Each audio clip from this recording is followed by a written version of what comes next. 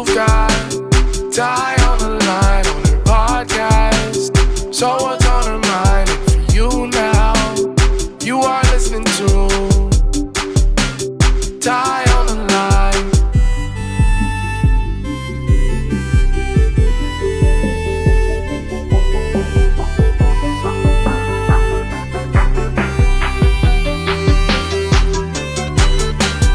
You've got Ty on the line on her podcast. So what's on her mind? And for you now, you are listening to Ty on the line. You got a Ty on the line on the podcast. Hey, say what's on her mind.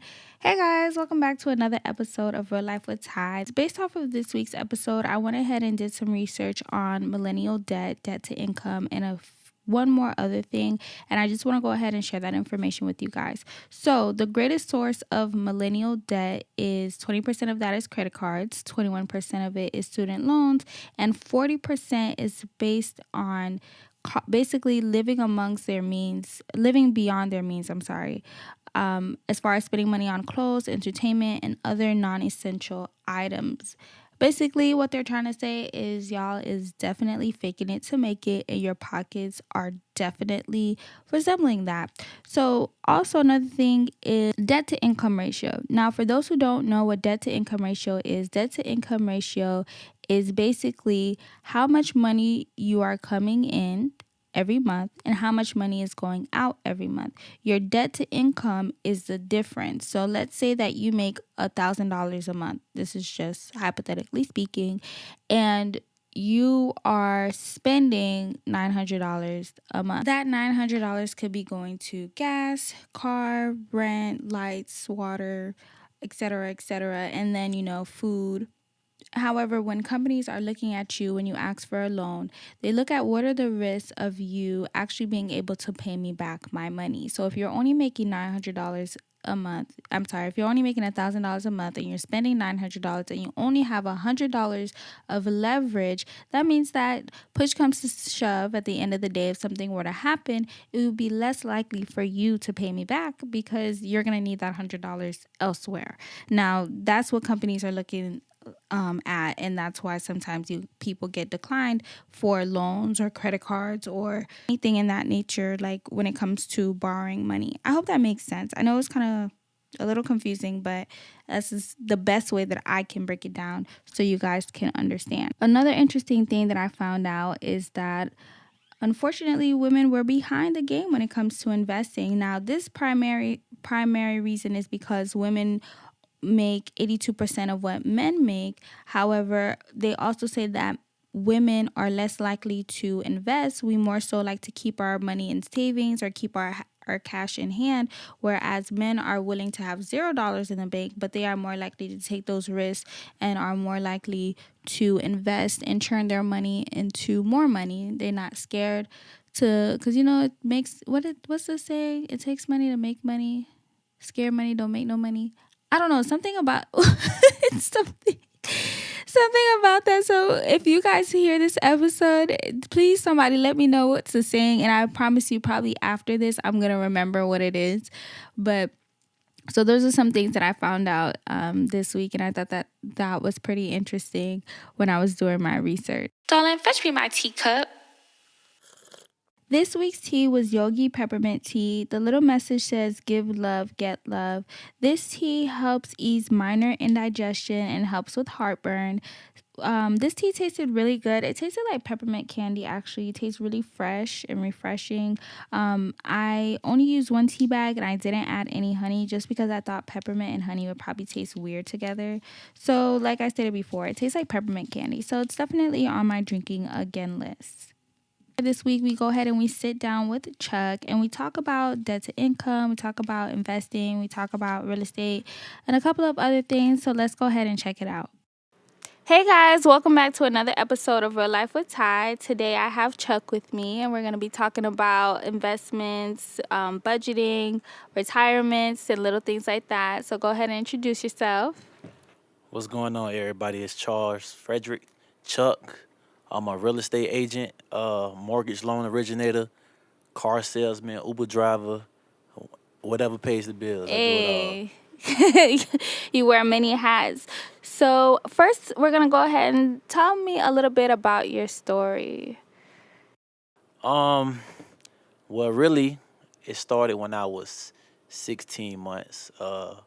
My dad was a drug dealer. He took me with him on a transaction where he made an exchange and then he tried to go back and rob the people he was working with, and he ended up losing his life. And the people who did that to him actually took me back to my mom. So that was a blessing. That's the Wow. beginning. You still remember that? Not really, but my mom explained it to me, and I'm just as shocked as you is, really. That is crazy. Like, I don't even know how to move forward right now. I mean, and then as far as entrepreneurship, it started in sixth grade.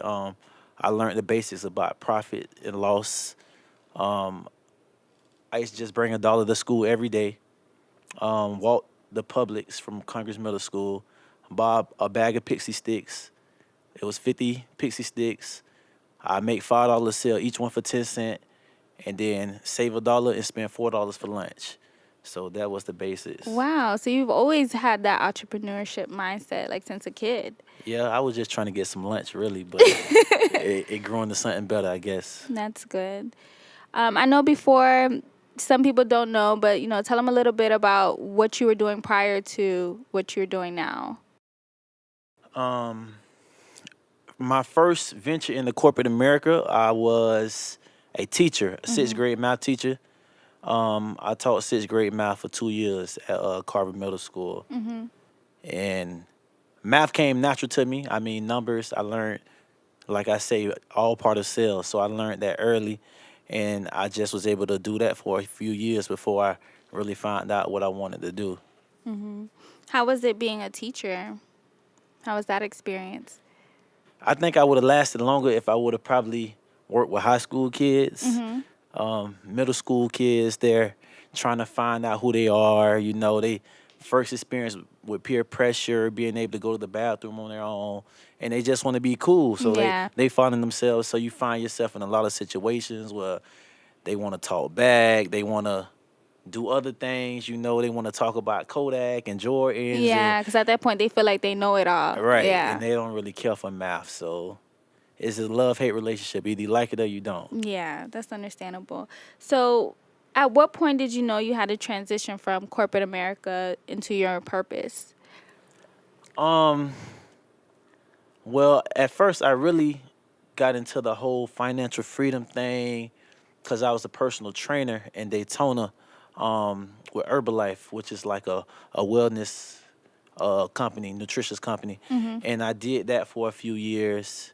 So I learned about personal development. I learned about all these motivational speakers, Les Brown, Tony Robbins, and all those guys. So doing that for a while, I just knew I wanted something more because once I became a teacher, I was so thankful, and I started getting these checks, and they still wasn't adding up to the things I wanted to do Right. with my life. So I thought I had reached the point where I wanted to be by becoming the person who did it the right way. You go to school, you go to college, everything they tell you in high school, but then when you get to the end of the road, you find out that it wasn't what they said it was. So that's when I had to go just look for something that would become a better, more challenging stream of income for me. So were you balancing both at some point, or did you fully just be like, okay, you woke up one day and just knew that I needed more, I needed to do something different? It's kind of funny. The second semester of my last year as a teacher, it was about 44 days left. So it was one of them days the kids was just acting a little wild. So I just went to the board and I wrote a big 44 on the board. And they just started asking me, what's that? I'm like, this how many days it is till I go back to the block. Because I'm a real estate agent, we trying to buy back the block. So Yeah. it seemed like I was talking about the streets, but I was just saying, back in the real estate. So I made up my mind that day I wasn't turning back from there. And I had already got my license and I was just transitioning. I haven't had done one deal yet. So I really was just diving into the ocean at that point. Wow. You just got up and go. You just knew it. I didn't have a choice. I mean, the stress, I enjoyed what I did. I loved the kids, but the education system, I didn't really value the things that I was teaching the kids because I know I went through the same system that they did, and I wasn't utilizing the information. So Right. for me to sit up there and act like these formulas, the Pythagorean theorem, was going to help them become who they want to be or reach the goals they want to reach, I couldn't stand behind that. So then why didn't you take a different approach? Why didn't you, I'm not saying that what you did was wrong, of course, because, you stepped into your purpose and it's more important to do what you're passionate about.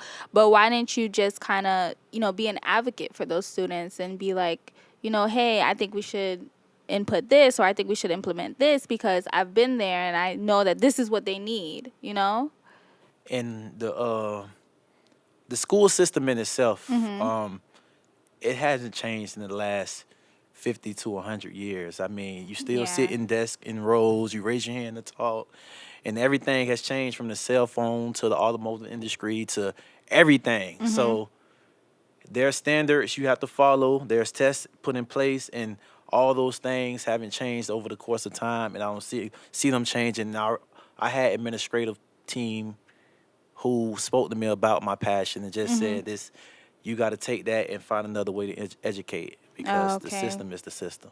So it's just basically like it is what it is. Yeah.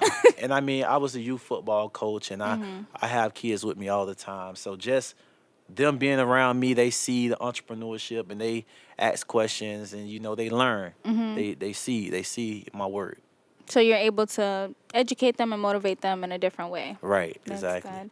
So we're just going to go ahead and move on into investments a little bit. So investing seems complicated. Like for the person who's not good with numbers, not good with math, like how do you even get started? There are a few things as far as getting started. You have Stash, which is an app that kind of takes your change from each person. Let's say you buy something for $1.40, they'll take the 60 cents, and deposit that into an investment account and pretty much diversify for you. You have Robinhood, which is a platform free trading app, and a lot of people just need to transition away from saving their money in the bank because something like Robinhood, if you needed to take money out, they'll give you whatever you deposited within 3 days. Okay. So instead of having $500 or $1,000 sitting in the bank account, you can have that sitting in the Robinhood account invested in Nike or Johnson & Johnson, things that we know are going to be around for a long time. And when you need it, you can take it out. But over that course of time, it would have actually gained interest and made some money for you. Okay. So are you saying that not that having that money and just saving it is a bad method, but it's just that you can be doing more with your money as opposed to just letting it sit there? It is a bad method. Oh, because it's losing because of the cost of living increases every year by at least 3%, and your money isn't increasing by 3% sitting in the bank. So if it's just sitting there, it's not losing value, but the purchase power of it is decreasing. So with $1, you probably would have been able to buy a bag of chips and a soda, but if that dollar was sitting in the bank for a year, the cost of chips may go up to 35 cents now. And you can't afford it. And you can't afford it anymore. Wow. So it's I still never a thought of it dollar, like but that. the purchase power has decreased. Wow. I never thought of it like that. Like now I'm really sitting here thinking like, wow, because over time, like you're saying, it could have made you more. So what's that bank that I cannot think of right now? Credit unions. How do you feel about credit unions? Credit unions are small institutions. They do their own lending. They have good things in place. They give you the best interest rates. But they're very behind on technology. I have a credit union account that I use for savings, or let's just say this. At a credit union, if you had $10,000 in your bank account, you could be like the number one customer at that local credit union. If you had $10,000 in a TD Bank account, you're just a number. Right. So you can build a personal relationship with a credit union rep, and you can go in there and say, hey, I want to take this money out for this, or I want to purchase this car, and they're more willing to work with you. Their guidelines aren't as strict.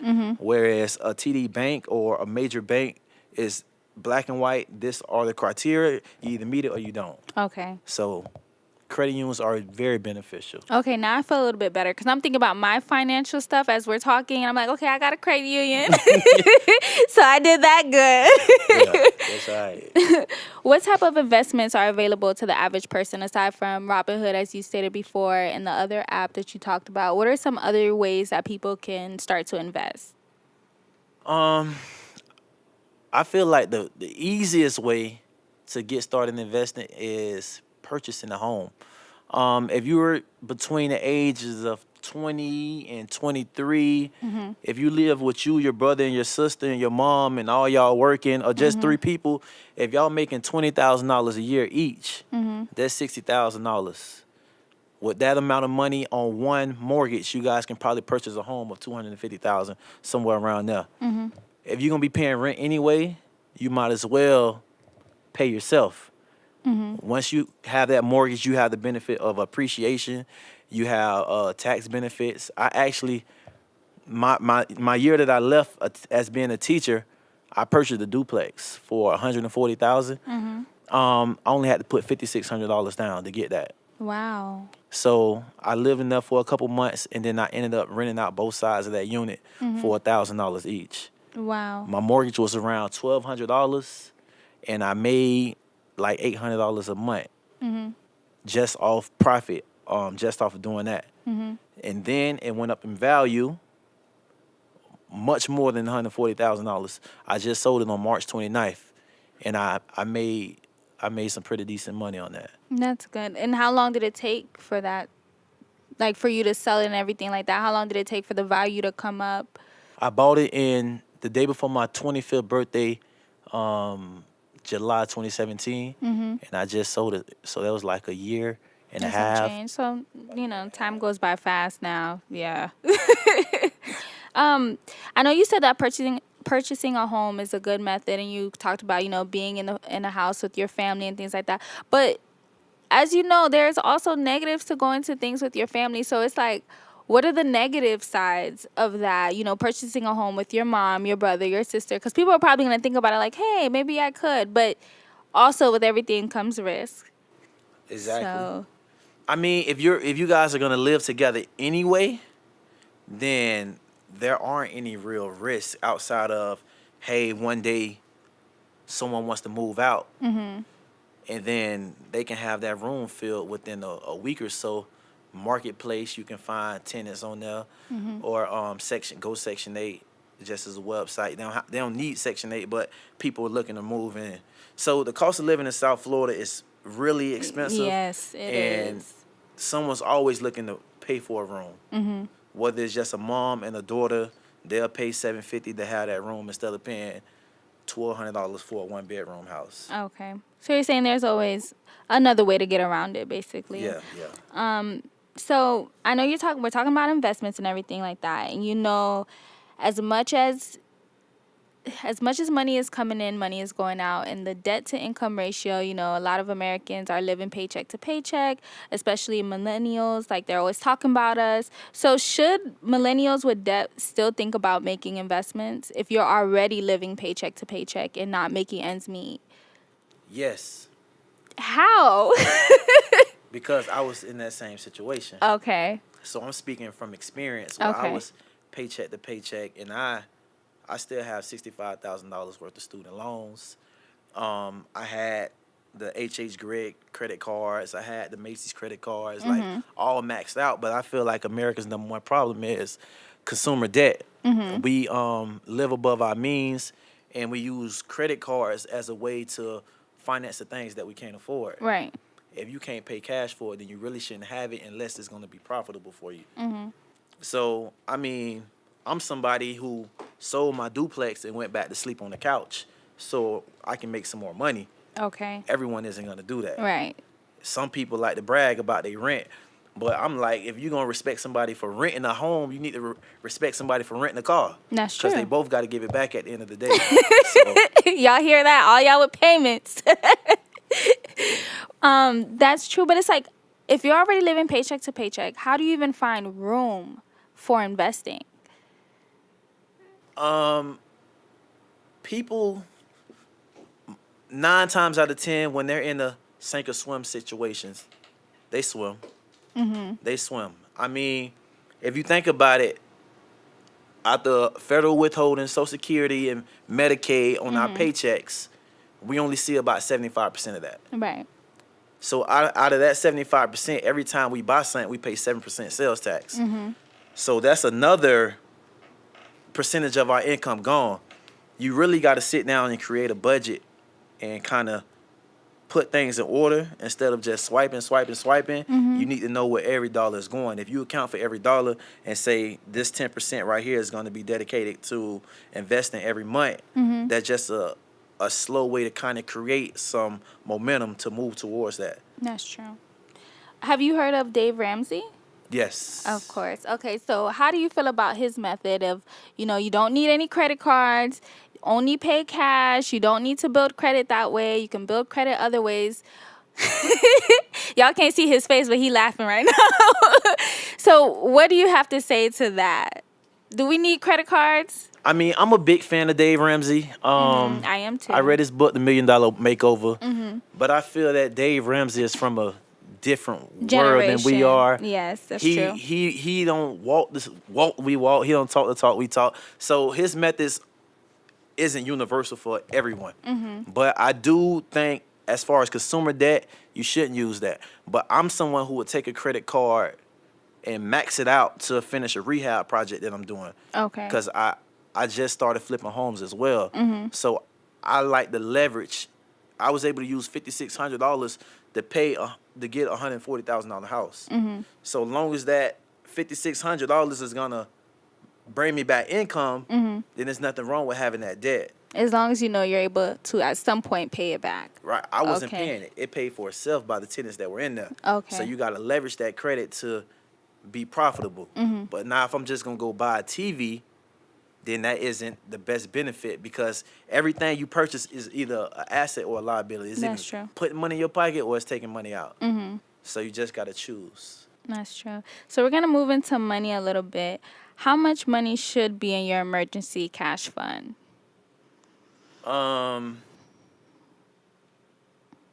That's a tricky question.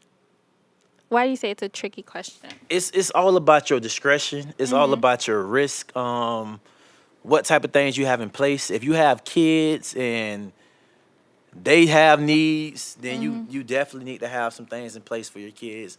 But if you're a single individual and you can move around freely, then that's when I feel like you need to take the most risk.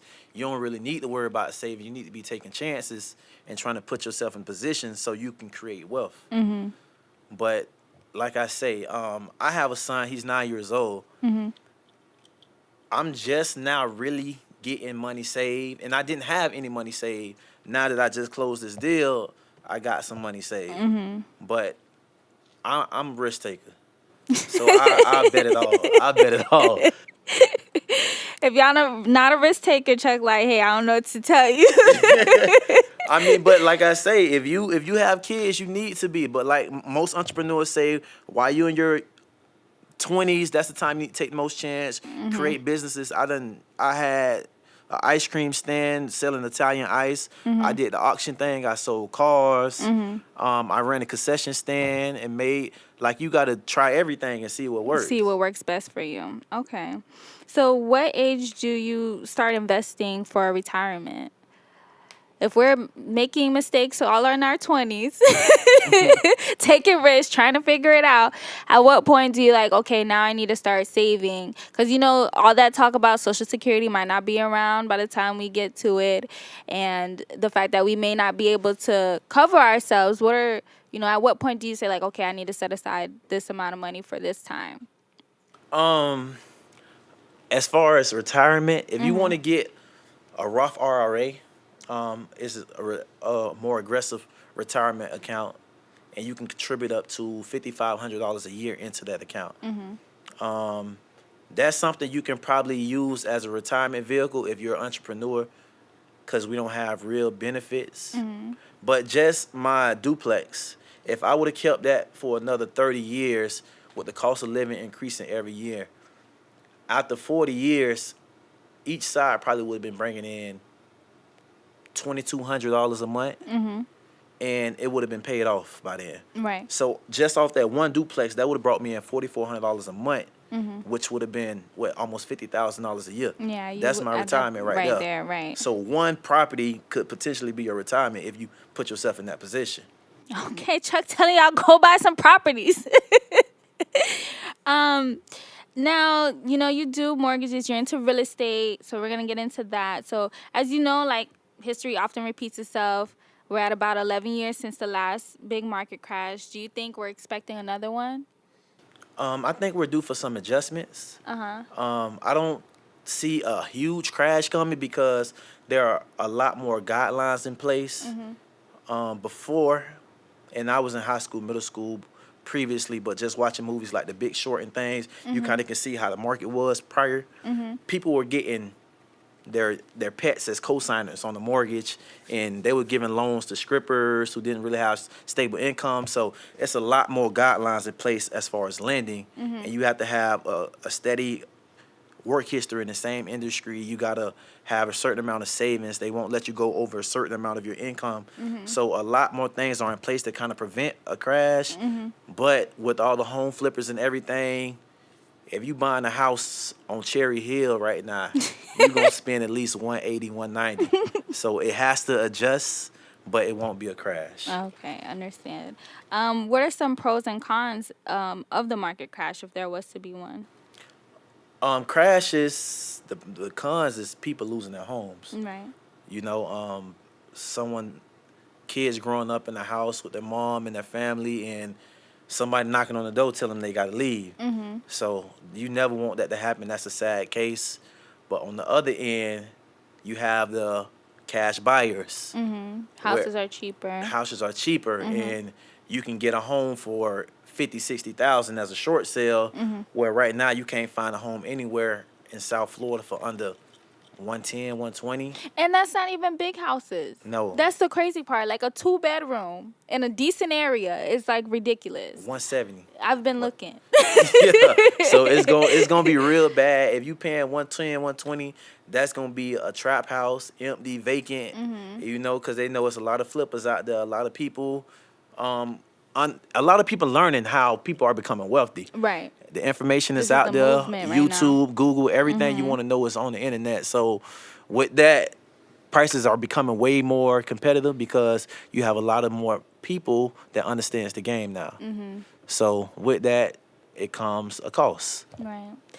Now, what are, like, if there was to be somebody that'd be like, okay, I want to buy a house, what are the first things that you would tell them to kind of, like, what's a guideline you'll tell them to get in line? These are the things you need to do before you can even start looking at homes. They need to save. I would, right now in this market, when I first became a realtor, I used to tell people they need at least $6,000. But over the last year or two, you're probably gonna need closer to 10 or 12. So save some money. And most people, they get $6,000 back on their income tax. But then that's where the choices come, where you're gonna borrow a lot for 2 months, or you're gonna save this and put yourself in a position, to make some money. So outside of that, paying down credit cards. Let's just say you make, for number purposes, you make $1,000 a month. As a mortgage professional, we are only able to use 55% of that monthly income for you to purchase a home. So we only can use $550 for you to purchase. Out of that $550, we have to deduct all your monthly expenses. Wow. So if you have a car payment for $300, that's already done right there. Right. And then if you got 3 credit cards, the balance may be only $200, but we have to subtract the minimum payment. So if each one of those credit cards is $25, we have to subtract another $75. So from that number, all your monthly expenses those things hurting you. Right. And a lot of people who buy their cars before they buy their homes, that kind of set them back as well for at least 7 years, 5 to 7 years. 5 to 7 years. They get the long-term payment plans. okay. They try to get cheaper plans, and that kind of. That sets a dent in it. Right. Oh, right. my. Okay, understood. So your shirt. Explain your shirt. What does your shirt say for people who can't see it? But you said it when you first came in, so I just want you to explain it. My shirt says, "Heard about your rent, sorry for your loss." That's my way of promoting ownership for people, for my people, for all people, because a lot of people don't own, and they kind of put us in situations where we value Section 8 and we value income restricted communities. So we get to live for cheap, but we're trading off our wealth and everything we want to pass down to the next generation for our family. So just by owning the property and having life insurance, that's something two things you can leave for your children. And if you die today, you can potentially have $250,000 for your child to be able to try to create something for themselves. That's true. Now, one of our traditions at Real Life with Tys, every week we have a challenge. So you being a guest, you get to pick the challenge. What would be the challenge for this week based off of what we talked about today for the audience? For the audience, I would say I challenge everyone to sit down, print out 2 months of bank statements and separate them, and just see what you're spending your money on every month. From the money you bringing in to the money you got going out. Most people are going to realize that they're actually over the amount that they bring in. So they might be bringing in $1,500 every month, but they spending $1,800. Yeah. So they either borrowing money, they taking money off credit cards, or they overdrafting their account. A lot of people live above their means. And once they realize that majority of their money is going towards food or consumer debt, then you can start to put things in place to kind of counteract that, so you can get ahead instead of living paycheck to paycheck. Yeah. Chuck says get in position, y'all. Okay, well, let the people know where they can find you. I'm on Instagram, DGT Investments. DGT stands for Do Great Things. When I was a teacher, when the kids used to lead the class, that was just something quick I can say to them, and I'd be like, do great things. They'll say, be the change. Aww. So I just took it and ran with it. So I'm on Instagram, I'm on Facebook, Charles Frederick, and I give away game all day, every day. I don't try to hold nothing back. I want everybody to, become financially free. If not, to just put some things in place so you can kind of get ahead. So inbox me, message me. I'm always available. I text back. I answer the phone. It's all love. Okay. Thank you so much for joining us today, Chuck. It was really great. I appreciate you having me. As always, you can find me on Instagram and Twitter at Real Life with Ty, or you can email me at reallifewithty@gmail.com. I'm always down to talk to you, so you can hit me up on Instagram, Twitter, or my email. And as always, thank you so much for listening and tuning in to Real Life with Ty. Holla. You've got Ty on the line on her podcast. So what's on her